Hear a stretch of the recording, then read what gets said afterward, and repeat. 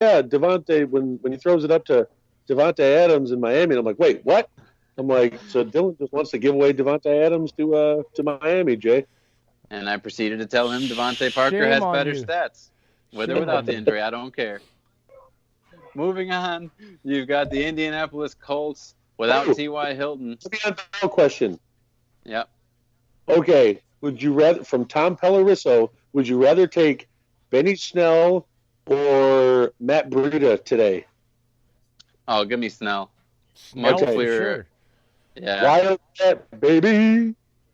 Yeah, much clearer picture in Pittsburgh, and you've got a inferior defense in Arizona. Definitely Snell. But this game right here, we've got the Jameis Winston and the Tampa Bay Buccaneers taking on Indianapolis at home. Currently, the Buccaneers favored by 3 in the one of the highest projected game totals of the weekend at 47 points.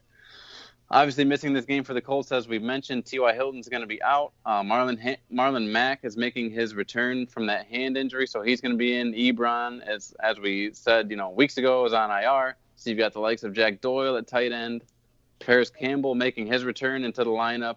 So it's going to be Campbell and Pascal on the outside for the Colts. Marlon Mack is going to be back, muddying that picture with Jordan Wilkins and Jonathan Williams. It was nice while it lasted.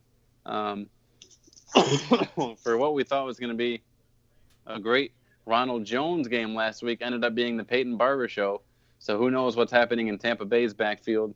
But, if you have Mike Evans, you got to roll him out as usual.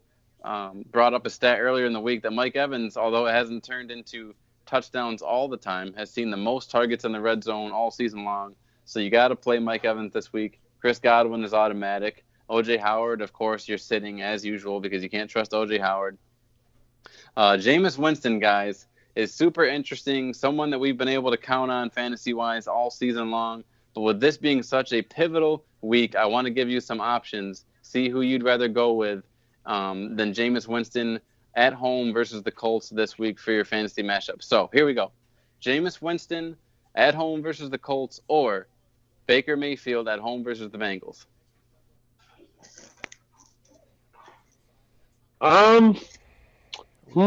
That's actually a toughie. You know what? Give me Baker versus the Bengals. Okay. Colts defense still has some weapons on there. Yeah, I'll take Baker. I think Baker is less likely to have a 3-interception game or in a bunch of fumbles, bunch of turnovers than That's a Winston. consistency for Jameis. Yeah. Jameis Winston or Duck Hodges at Arizona. Ooh. Hodges has been playing well, honestly, and he's efficient. See, again, it comes down to turnovers. You get negative points. Hodges has proven that he might not put up all the yardage and all that, but if you get 2 interceptions and all those minus points with a 300-yard game and 2 touchdowns, it kind of ends up being a wash. So Hodges is a safer play as far as ending up with negative points coming off the board on you. So I'm going to say this. Quack, quack, Mr. Ducksworth. Quack, quack, quack, Mr. Ducksworth. How far the number 1 pick has fallen that we're taking Duck Hodges over him. Duck has proven it on the field, though. I mean, it is what winning. it is. All right, same game then. Jameis Winston or Jacoby Brissett? Jameis. Brissett's been looking rough lately, and I think he's still injured. His knee's still. Yeah, so I think in that one, even though we just said all the stuff about Brissett's just injured. If he was healthy, I'd take Brissett all day, any day. But something isn't right with him, and it's affecting his ability to be the quarterback that he was before the injury. So, given the injury, right. I'll take Jameis. Otherwise, it would be Brissett all day.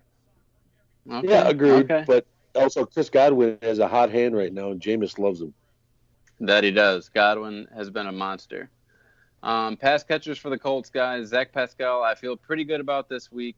Coming off of that 5-catch, 107-yard performance. I know he's been up and down. Has had some favorable matchups and didn't capitalize. But this is one I think he can. And then Paris Campbell is not a guy that I'm going to trust anywhere in my lineup in such a pivotal week. So that's it for me. How do you feel about last one I'll ask? Would you rather play Marlon Mack or Peyton Barber in this matchup? Marlon Mack faces a really tough Tampa Bay front that doesn't give up a lot of yards. Yeah, I'm going to go Peyton Barber here, or any other Tampa Bay running back. Okay. What's the touches difference there?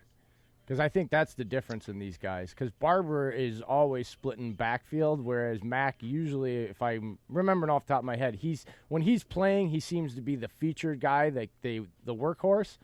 Whereas I think Barber is always in that split carry scenario with Rondell Jones. Yeah, that's a good point. I think I'd be a little more confident in Mack. But as you said, this Tampa Bay defense is tough against the run. So when it's all said and done, guys, this is a pretty big game for both teams. Who do we like to win it with Tampa Bay favored by 3 at home? I will take Tampa Bay. I will take them 27-24. Yeah, I'm gonna take them 24-13. I think they hold Indy to some points. Yeah, I mean, they looked pretty darn good last week. They were just getting to the quarterback, strip sacking. It doesn't match up well for the Colts. I mean, the Colts, if they had a better aerial assault, I'd give them the edge. But if they're going to try to run the ball against this Tampa Bay defense, then I think the Buccaneers have the edge, and I'll take them as well. All right, moving into the 4 o'clock games, guys. The L.A. Chargers, Phillip Rivers and the boys, traveling to Jacksonville to take on the Jorts, the Stash, Minshew Mania. Here we go. An over-under of 42.5. Currently, the Chargers, as the road team, are favored by 3 points. I don't know how you guys feel about that one, but a lot of big fantasy players in this matchup, guys. Man, I like the Jags, even though they're not favored here. They are at home, and they got Minshew Mania. Yeah, I'm right there with you. I'm taking the Jags as well, Dillon. I think he's just is. There's something against Foles. I think Minshew is just built for the offense. That's just how I picture it. Yeah, he's more mobile. He makes plays beyond the first play, kind of like Rodgers was having to do with McCarthy when nothing was seeming to work. In the first play, he just had to run to the outside and make a great throw. That's what Minshew has been able to do. And Didi's been performing a little better. He was banged up early in the season, but he's definitely involved now. Obviously, we've seen what DJ Chark can do, and Fournette. I mean, what a surprise this year in the receiving game. It's been fantastic if you've owned Leonard Fournette and all the work he's given. It was just like Zeke last year. Zeke caught a lot of passes last year, and that really boosted his stats, took him to the next level, and that's what Fournette's done this year. I don't know if I would play Minshew in any format. I can't trust him in my fantasy, playoffs against the Chargers, who, they do have Bosa, they do have Ingram. It's a tough defense. Derwin James is back, but I'm definitely confident in Fournette. I do like DJ Chark. Hayward's a tough matchup, but we've seen guys able to get it done. So I even like Dede Westbrook. I would play him over some other options. I would play Westbrook over Cole Beasley, for instance. So I think he's a good pickup this week. On the Chargers side of the ball, Jacksonville does give up points. I'll say that. This isn't the usual Saxonville we're used to seeing. They've been spotty, and we saw what Derrick Henry has been able to do against them and some other teams on the ground. So I do like Melvin Gordon in this matchup. I'm flexing Austin Eckler with confidence. I'd even say he's a good RB2 the way he catches passes. Hunter Henry, this Jacksonville team gives up tight end points as well. I'm a big Hunter Henry fan this week. Keenan Allen you can play with. And then, Mike Williams, the plays he can make down the field are ridiculous. I'm not trusting him as even a wide receiver too, but you can do worse at the flex position. So I like all those options, guys. Would you rather play Fournette or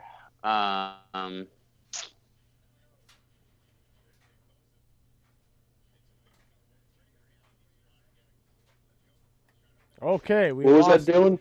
We lost Dillo. He just dropped out. No, his headphones probably died, and he's got to go get his phone. He'll be right back.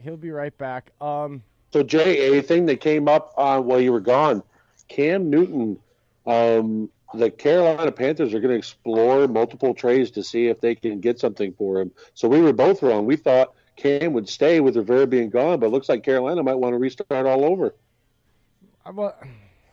Okay. Yeah, and I think we discussed this on Thursday night. We did. It's nothing against Cam. It's just restarting as a general.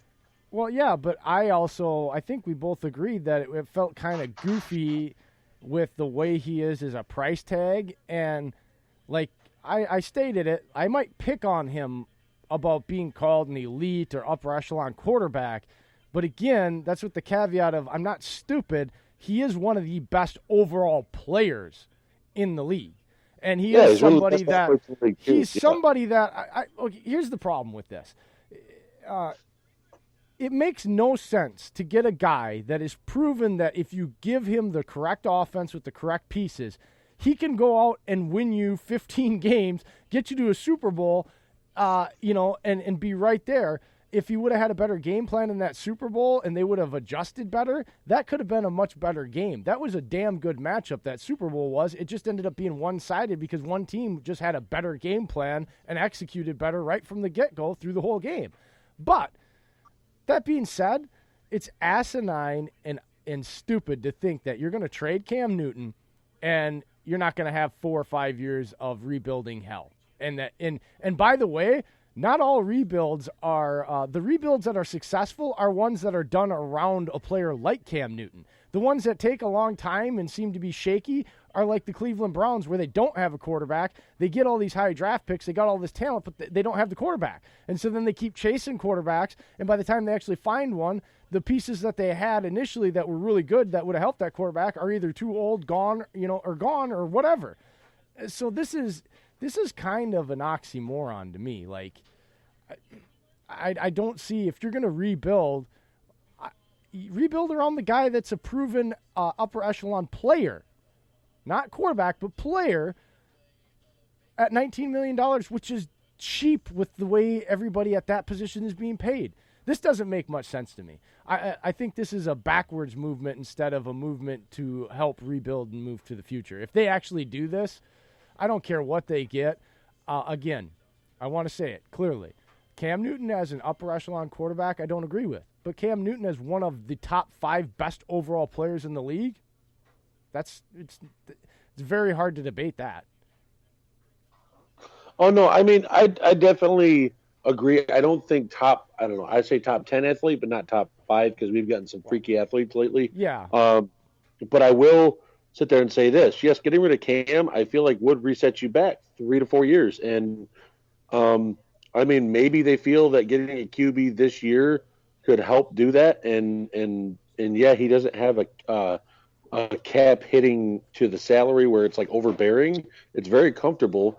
And maybe the new owner wants to do a rebuild, because remember, they got a new owner and he wants to obviously go in a different direction. No, I'm not saying I blame him, but he's a smart enough guy. No, I'm not blaming him. I'm just giving his reason, I guess. Yeah, I know.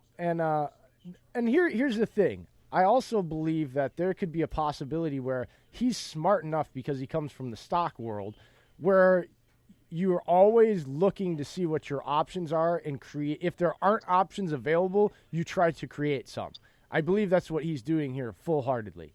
I'm not really fully bought in, even with this report, that he's actually willing to pull the trigger. What I think he's doing here is trying to do the correct thing from a business standpoint and make sure that you have enough options to choose from to make sure you're making the right requisite decision for the betterment of your franchise over the next 4 years.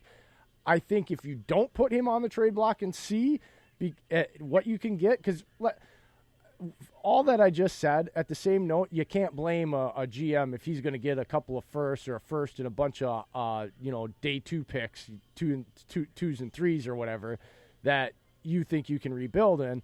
The haul becomes such sometimes where you just got to take it because it opens up your options. But I don't believe that he's just going to pull the trigger and just trade Cam because somebody's willing to give him a first-round pick. I think it's one of those where he's just trying to create options, and I can't blame him. That's the smart thing to do as a business owner, but I think at the end of the day, they're going to look at the trades they're getting from an injured Cam Newton, and they will make the decision that the best thing for them going forward is just to build around him. Because they've already got a lot of pieces. Welcome back, Dillon. Thank you, sir. We're just discussing the Cam Newton trade possibilities. We got to close this show out because it's about 11 o'clock, so let's get through these. Let's do it, guys. We'll zoom to the rest of the games here. The next one, the much-anticipated rematch between the Chiefs and Patriots, Andy Reid and Bill Belichick. This one's going to be in Foxborough, guys. Currently, the Patriots are a 3-point favorite at home. 49 point over under.